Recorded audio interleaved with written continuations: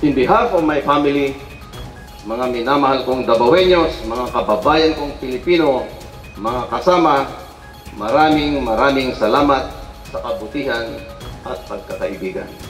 Sa iyang ulahing flag raising ceremony sa Davao City Police Office kaganyang buntag Hunyo 30, isip Acting Director, gipasalamatan ni Police Colonel Hansel Marantan ang mga personay sa DCPO nga iyang gialagaran sulod sa kapin 11 ka bulan ingon man ang lokal nga gobyerno ug stakeholders sa ilang walay puas nga suporta sa kapulisan sa Davao City. Nagtuo si Marantan nga sa iyang pagbiya sa DCPO, mapasigarbuhon siyang nabuhat niya ang iyang tahas isip hepe, luyo sa mga pagduda ug pagsaway nga iyang nadawat una pa man siya gitudlo sa iyang gihuptan nga posisyon sa DCPO.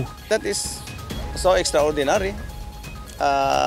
We came here for tranquility and we were able to maintain it that way. Well, I have to quote the request or the instruction of the mayor before na dapat walang bombing, walang bank robberies, walang active shooting. Active shooting means mga templates of the terrorist group na papatay ng marami, ganun. We were able to maintain it that way. Not only attributed to the DCPO but it's a collective effort ng mga security clusters and the active community. So we came, we participated collectively, and so we ended on a very sterling ending. Successful talaga. And well, the mayor appreciates it also.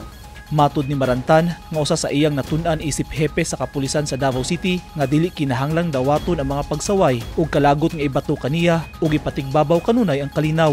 Wala pa masayod si Marantan kung si kinsa ang muhulip niya isip direktor sa DCPO. Pero 5 ka mga pangalan ang iyang girekomenda nga mao'y nakita niya nga angay muhulip sa iyang posisyon.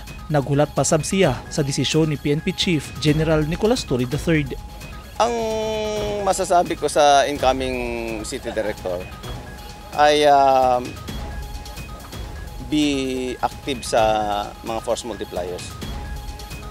You ask the people in the ground and on the ground para malaman mo ano talagang gustong gawin nila para doon ka magsimula. Of course, walang negotiation doon sa mga violations under the index violations like robbery and rape and carnapping.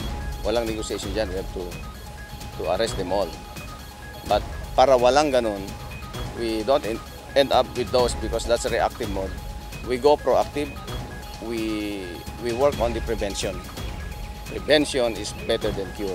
Dako ang pagsalig ni Marantan nga haom sa posisyon ang muhulip kaniya nga direktor sa kapulisan sa Davao City Police. I have recommended names but of course it's the commando who will choose what's good for Davao City. Marami, about 5 of them. So it's for the Chief PNP to choose. Hulyo sa milabayng tuig, gi-appoint si Marantan isip acting director sa DCPO bisan pa man sa initial political friction kung kasamok sa politika. Gipamatud-an ni Marantan ubos sa iyang liderato nga 100% ang natala nga crime clearance sa tanang 760 index crimes sa Davao City, zero election-related violence ato sa 2025 midterm elections, key contributions sa anti-drug operations ug pagsikop kang Pastor Apollo Kibuloy ug paghatod ug mga serbisyo sa kapulisan ngadto sa mga hilit nga lugar sa Davao City, pinaagi sa barangayanihan outreach aron mapalambo ang pagsalig sa publiko ngadto sa kapulisan. Members of DCPO, stand up! Be proud! Tayo'y Dabaweño, matapat at totoo. Pangarap ay mata mo, kaluwalhatian mo, lungsod ng paraiso. This is your acting city director before, Colonel Hansel M. Marantan, O-08351, signing off. Sa bagong tahas ni Marantan sa Peace Process and Development Center sa PNP, din pangunahan niya ang mga peace building initiatives, partikular sa mga conflict-prone area sa nasud tungod sa iyang operasyonal nga kasinatian ug kapasidad sa pagpasiugda og kalig-on. Lauman nga magpadayon ang iyang maayong nasugdan alang sa kaayuhan sa katawhan sa matag komunidad, isip, tigpatuman ug balaod. Eugene Hinutan, Newsline Philippines. Stay safe.